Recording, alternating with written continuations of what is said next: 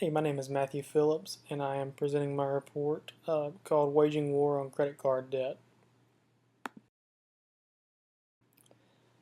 I chose this issue because it's a issue that young adults have faced and people of all ages have faced for as long as credit cards have been around. They've fallen into the trap of credit card debt and just kind of gotten into that snowball effect.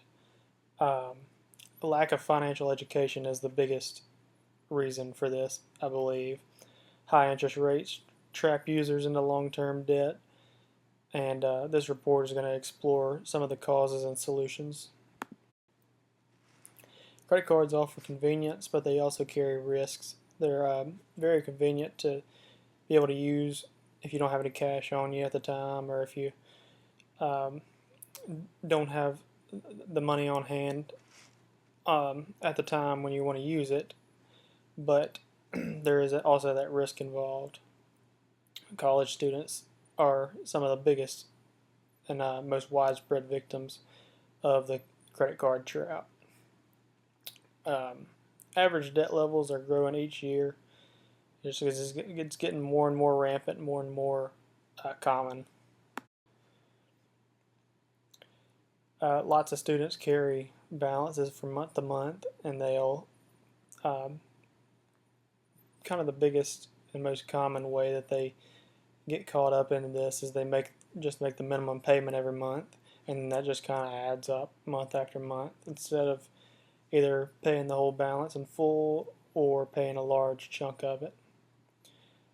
The credit card marketing targets inexperienced users, especially students, because they're just now getting into where they'll need to start spending money and where they'll be off at college. So they're kind of prime candidates for those credit card marketers.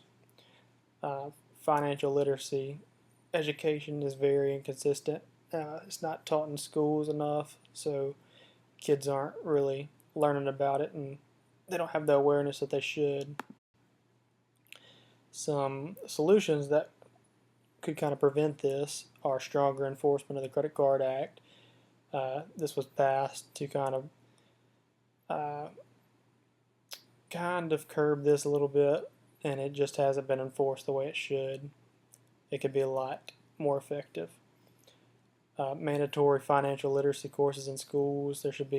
Students should know what they're getting into when they enroll for a credit card, and they're just not as they're a little ignorant on on the matter of credit cards.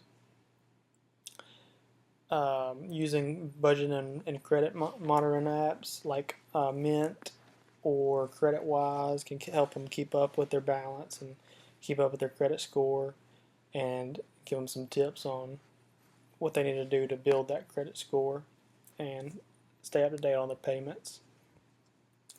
And universities could also partnership with these apps and websites to help uh, students gain a little financial literacy on this matter.